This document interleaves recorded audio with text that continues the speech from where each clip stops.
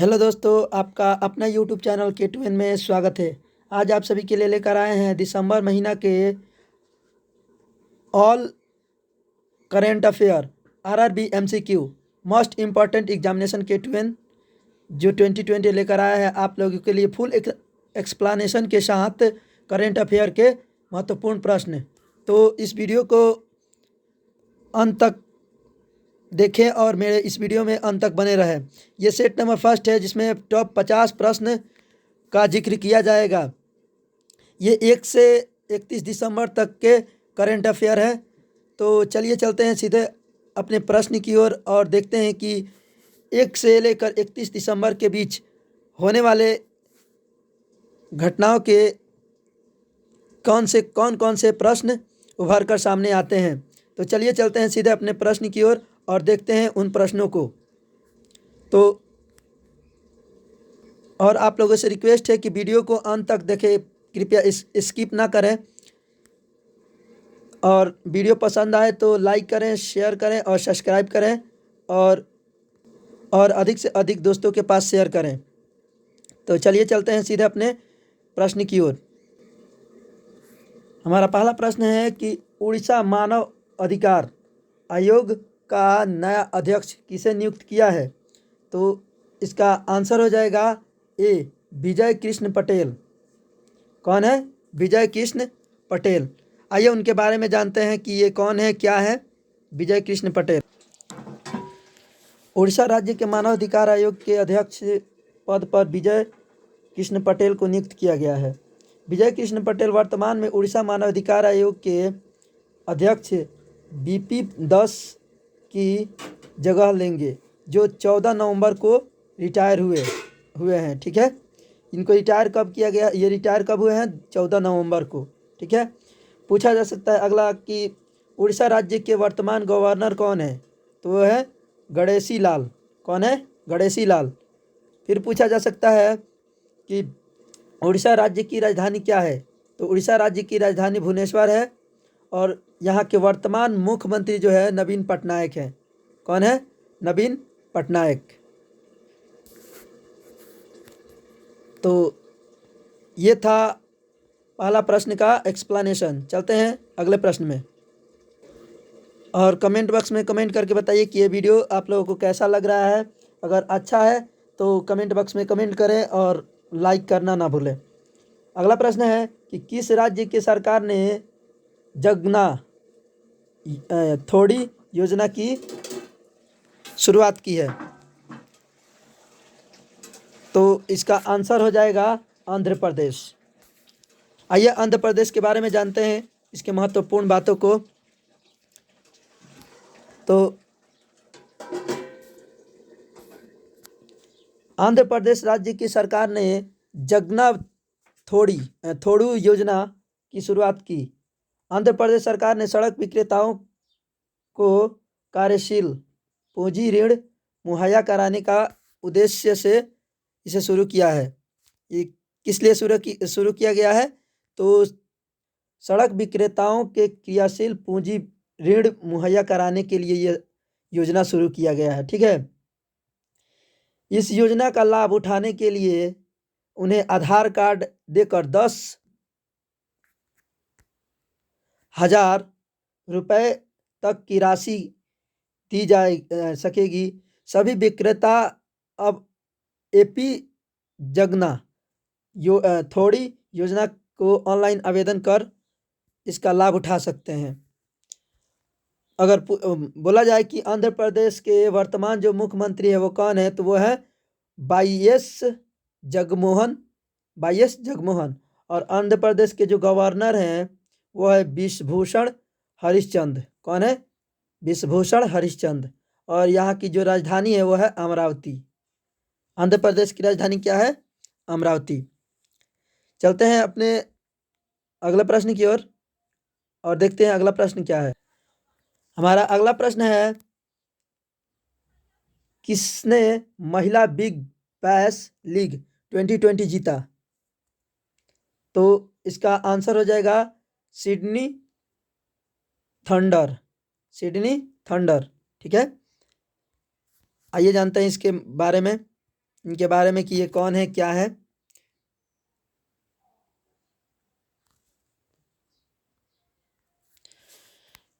Shabnim Ismail की दमदार गेंदबाजी के दम पर सिडनी थंडर टीम ने महिला बिग बैश लीग 2020 का खिताब अपने नाम किया। सिडनी थंडर ने मेलबर्न स्टार्स को 7 विकेट से हराकर यह खिताब अपने नाम दर्ज किया। मेलबर्न स्टार्स की टीम पहले बल्लेबाजी करते हुए 20 ओवर में 9 विकेट पर सिर्फ 86 रन ही बना पाई, जब जवाब में सिडनी थंडर ने लक्ष्य 13.4 ओवर में सिर्फ 3 विकेट खोकर हासिल कर लिया। तो ये था थर्ड नंबर प्रश्न। चलते हैं नेक्स्ट प्रश्न में। अगला प्रश्न है कि यूएस एयर क्वालिटी इंडेक्स 2020 में दुनिया का सबसे प्रदूषित शहर कौन सा है? तो सबसे प्रदूषित जो शहर है वो है लाहौर। कौन है? लाहौर। लाहौर कहाँ है? तो यह है पाकिस्तान में। ठीक है, आइए कुछ इसके बारे में महत्वपूर्ण जानकारी ले लेते हैं।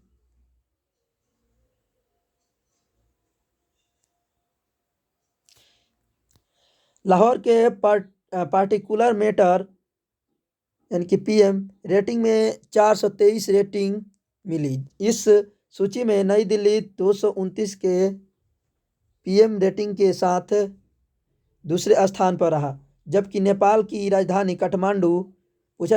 यहाँ पे एक प्रश्न हो गया कि नेपाल की राजधानी कहाँ है? काठमांडू। 178 के पीएम रेटिंग के साथ तीसरे स्थान पर रहा। तो पूछा जा सकता है कि पहले स्थान पर पीएम रेटिंग में कौन था? तो वो था लाहौर, दूसरे पर नई दिल्ली और तीसरे पर काठमांडू। इसमें अगला है कि यह क्वालिटी इंडेक्स जमीनी स्तर पर आयोजन particular matter PM 2.5 carbon monoxide, sulphur dioxide और नाइट्रोजन डाइऑक्साइड के साथ ऑक्साइड के आधार पर जारी किया जाता है। ठीक है, चलते हैं अगले प्रश्न की ओर। हमारा अगला प्रश्न है कि किसने बहरीन ग्रैंड प्रिक्स 2020 रेस का खिताब जीता? तो इसका आंसर हो जाएगा लुइस हैमिल्टन। कौन है? Hamilton, Lewis Hamilton. ठीक है, आइए जानते हैं कि लुइस हैमिल्टन क्या है, इसके महत्वपूर्ण बातों को जानते हैं इनके। तो लुइस हैमिल्टन ने बहरीन के बहरीन इंटरनेशनल सर्किट में आयोजित बहरीन ग्रैंड प्रिक्स 2020 रेस का खिताब जीता है। यह फार्मूला 1 वर्ल्ड चैंपियनशिप की 15वीं रेस थी और लुइस हैमिल्टन की यह 11वीं जीत है। तो पूछा जा सकता है कि यह लुइस हैमिल्टन का यह कितना बार जीत चुके हैं? तो यह 11वीं जीत थी इनकी। ठीक है, और उन्हें इसी के साथ अपने कैरियर के 95 फार्मूला 1 रेस का भी खिताब जीता है। बहरीन ग्रैंड प्रिक्स रेस 2020 में मैक्स वेरस्टैपेन दूसरे स्थान पर और अलेक्जेंडर एल्बोन तीसरे स्थान पर रहे। अगला प्रश्न है महाराष्ट्र राज्य के पहले चाइल्ड फ्रेंडली पुलिस स्टेशन का उद्घाटन कहाँ किया गया? तो इसका आंसर हो जाएगा पुणे। क्या होगा? पुणे।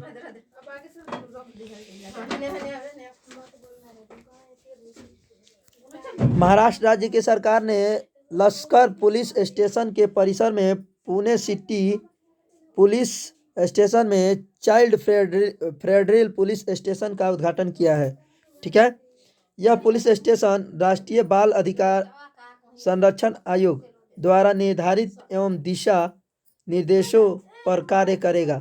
इस पुलिस स्टेशन को खोलने का मुख्य उद्देश्य बच्चों को बिना डर के अपनी समस्याओं को पुलिस के साथ साझा करना रखा गया है। इसमें और भी प्रश्न है कि महाराष्ट्र की राजधानी जो है वो कहाँ है, तो मुंबई है। यहाँ के वर्तमान गवर्नर कौन है, भगत सिंह कोश्यारी है। और यहाँ के वर्तमान मुख्यमंत्री जो है उद्धव ठाकरे हैं, उद्धव ठाकरे हैं। ठीक है, अगला प्रश्न है कि इंडियन ऑयल कॉरपोरेशन ने कितने ऑक्टेन पेट्रोल लॉन्च करने की घोषणा की है, तो वो है 100। ठीक है, कितने, 100। Option number A, 100 premium launch करने की घोषणा की है।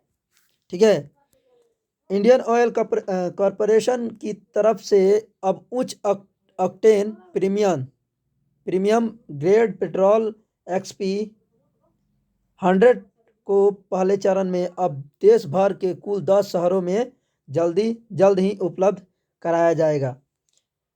इसके दूसरे चरण में कोलकाता और चेन्नई जैसे 5 अन्य शहरों को जोड़ा जाएगा, जिसमें इस ईंधन को मुहैया कराने के लिए सरकार की तरफ से अहम कदम उठाए जाएंगे। अगला प्रश्न है, किस राज्य ने छोटे जानवरों के लिए देश का पहला इको ब्रिज बनाने की घोषणा की है, तो इसका आंसर जो है वो उत्तराखंड है। Option number C, Uttarakhand. आइए उत्तराखंड के बारे में कुछ जान लेते हैं।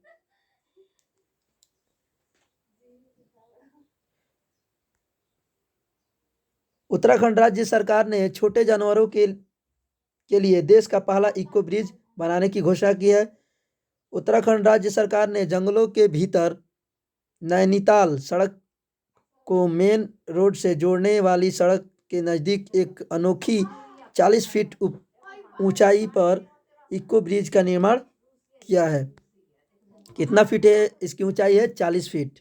ठीक है, रामनगर फॉरेस्ट डिवीजन के डुगरी रेंज में वन विभाग के अधिकारियों ने बस रस्सियों और घास की मदद से 90 फीट लंबा और 5 फुट चौड़ा इको ब्रिज स्थापित किया है। तो इसकी लंबाई कितनी है, 90 फुट, और चौड़ाई कितनी है, 5 फुट। अगला प्रश्न है, फेसबुक अपनी डिजिटल करेंसी लिब्रा का नाम बदलकर क्या रखा, तो इसका नाम रखा है डायम। क्या रखा है, डायम। Option number A.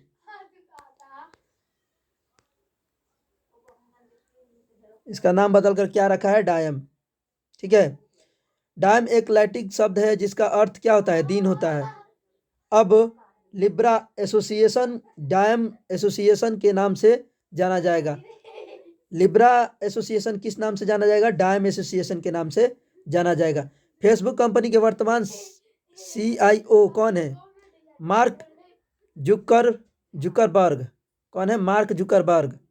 Facebook company की स्थापना कब हुई थी, तो 2004 में। ठीक है, यहाँ के मुख्यालय कहाँ है स्थित है, फेसबुक के मुख्यालय कहाँ स्थित है, कैलिफोर्निया। कहाँ स्थित है, कैलिफोर्निया में स्थित है। ठीक है, चलते हैं अपने अगले प्रश्न की ओर। अगला प्रश्न है,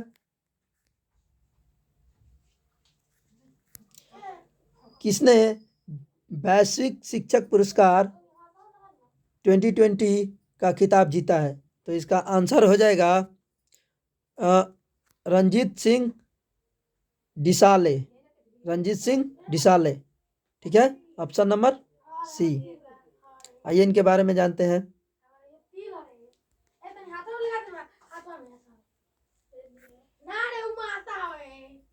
इसी के साथ वह भारत के इस शिक्षक पुरस्कार को पाने वाले पहले व्यक्ति भी बन गए हैं। यूनेस्को और लंदन में स्थित वार्की फाउंडेशन द्वारा विश्व शिक्षक पुरस्कार दिया गया है। ठीक है, इस प्रतियोगिता में 140 देश के 12,000 से भी ज़्यादा शिक्षकों ने हिस्सा लिया था। इसी के साथ उन्हें 7 करोड़ रुपए का इनाम भी दिया गया है। हमारा अगला प्रश्न है, वर्ल्ड स्क्वैश फेडरेशन के नए अध्यक्ष कौन बनी? तो इसका आंसर हो जाएगा सी, लीना मेनन। कौन बनी है? Leena Menon. World Squash Federation के नए अध्यक्ष के रूप में जेना वाल्ड्रिज को नियुक्त किया गया है। वह 1964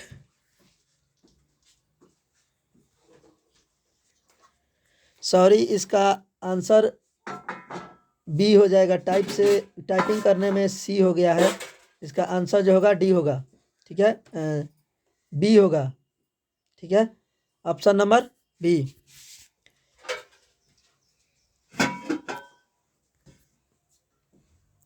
वह 1964 में स्थापित फेडरेशन की वर्ल्ड स्क्वैश फेडरेशन 10वीं अध्यक्ष बनी है। वो कभी अध्यक्ष बनी है? तो 10वीं।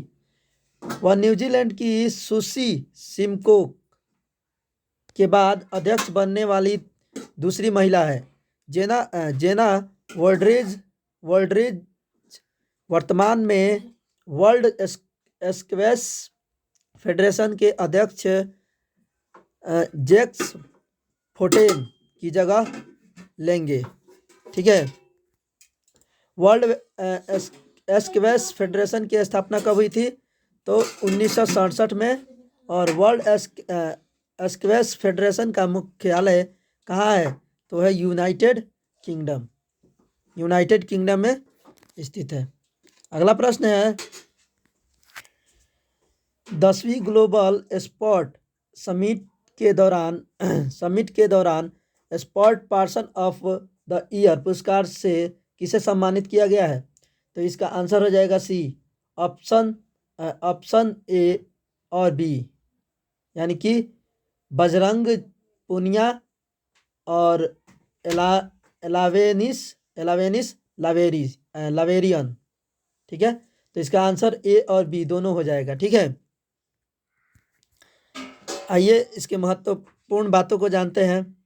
तो 10वीं ग्लोबल स्पोर्ट समिट के दौरान sport person of the year पुरस्कार से बजरंगी पुनिया और एलावेनिल वलारिवन को सम्मानित किया गया है। उन्हें 10वीं ग्लोबल स्पोर्ट समिट के दौरान फिक्की इंडिया स्पोर्ट अवार्ड 2020 के शीर्ष पुरस्कार से सम्मानित किया गया है। 10वीं ग्लोबल स्पोर्ट्स मीट में खेल को बढ़ावा देने में सर्वश्रेष्ठ राज्य मध्य प्रदेश और खेल को बढ़ावा देने वाली सर्वश्रेष्ठ कंपनी अनिल कुंबले को भी सम्मान से सम्मानित किया गया है। ठीक है, अगला प्रश्न है, ब्रिटेन की 50 Asian celebrity in the world list 2020 में किस भारतीय अभिनेता ने शीर्ष स्थान हासिल किया? तो इसका आंसर हो जाएगा बी, सोनू सूद। ठीक है,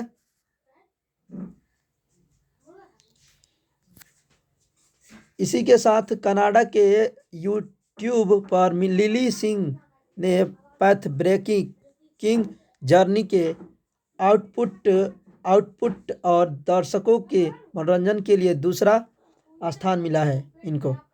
6ठे स्थान पर रही प्रियंका चोपड़ा जोनस दुनिया में सबसे प्रसिद्ध भारतीय स्टार बनी हुई है, जबकि बाकी शीर्ष 10 पे पैन इंडियन स्टार प्रभास 7वें में शामिल है। ठीक है, प्रभास कितने नंबर पे है? 7वें में है। और 6ठे पे है जो है प्रियंका चोपड़ा है। अगला है, अंतर्राष्ट्रीय पर्वत दिवस कब मनाया गया? तो इसका आंसर हो जाएगा 11 दिसंबर। अंतर्राष्ट्रीय पर्वत दिवस कब मनाया गया? तो 11 दिसंबर को।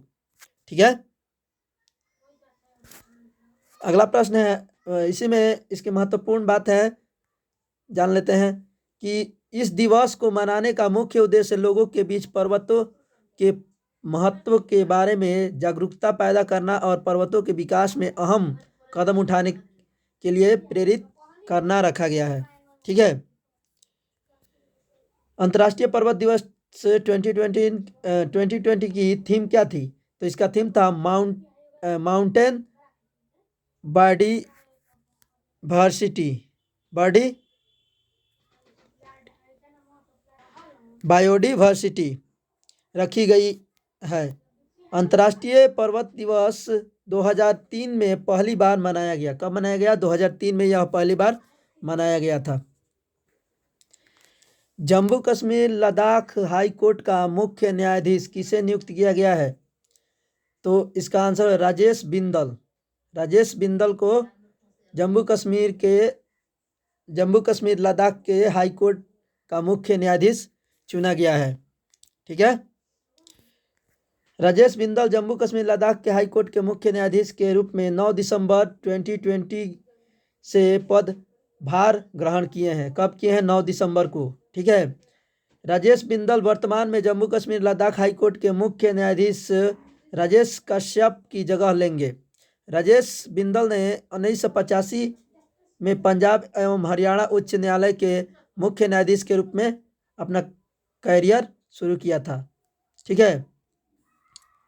1985 में कहा वो थे पंजाब एवं हरियाणा के उच्च न्यायालय के मुख्य न्यायाधीश थे राजेश बिंदल।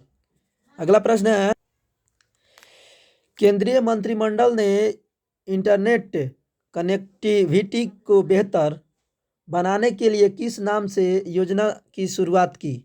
तो इसका आंसर हो जाएगा बी, पीएम वानी। पीएम वानी।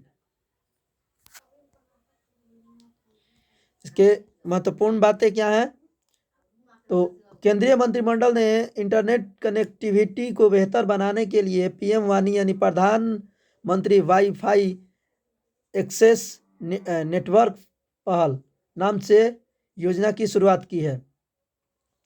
पीएम वानी योजना के तहत उपयोगकर्ताओं के प्रमाणीकरण और लेखा खातों के रख रखाव का काम पब्लिक डाटा ऑफिस करेगा। यह योजना किसी भी व्यक्ति को आवासीय क्षेत्र में किराए की दुकान के मालिक से लेकर चाय की दुकान के विक्रेता तक सार्वजनिक वाईफाई हॉटस्पॉट स्थापित करने और वाईफाई सेवा देने में सक्षम पाएंगे। अगला प्रश्न है, पेशेवर यूरोपीय फुटबॉल लीग मैच में स्कोर करने वाली पहली भारतीय महिला कौन बनी? तो इसका आंसर हो जाएगा बाला देवी। कौन बनी? बाला देवी।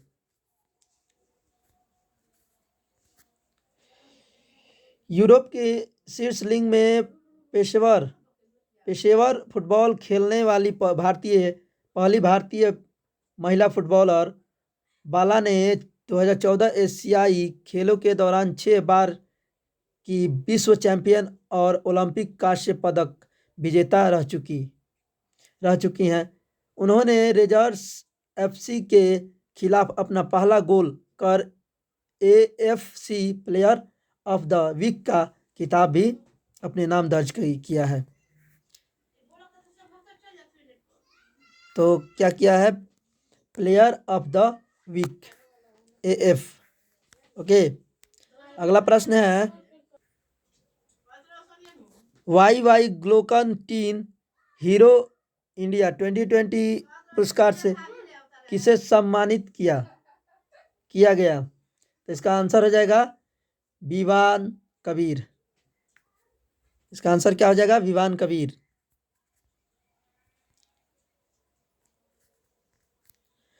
उन्हें प्रतियोगिता में शीर्ष 6ठा फाइनलिस्टों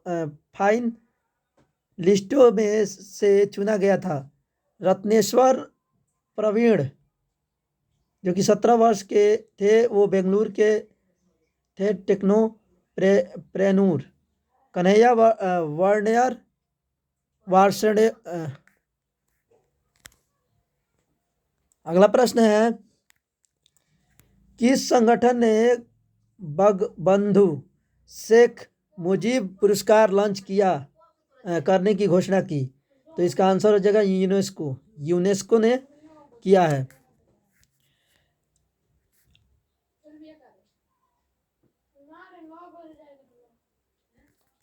यह पुरस्कार वैश्विक सांस्कृतिक कार्यकर्ताओं के रचनात्मक अर्थव्यवस्था के क्षेत्र में योगदान के लिए दिया जाएगा, जिसके लिए 50,000 अमेरिकी डॉलर की राशि प्रदान की जाएगी, जो साल में 2 बार दिया जाता है। बांग्लादेश ने अगस्त 2019 में इस पुरस्कार का प्रस्ताव यूनेस्को के सामने रखा था। तो पूछा जा सकता है बांग्लादेश ने कब रखा था, तो 2019 में। पीएम मोदी ने किस राज्य में 30 गीगावाट के पवन ऊर्जा पार्क की आधारशिला रखी? तो इसका आंसर हो जाएगा गुजरात।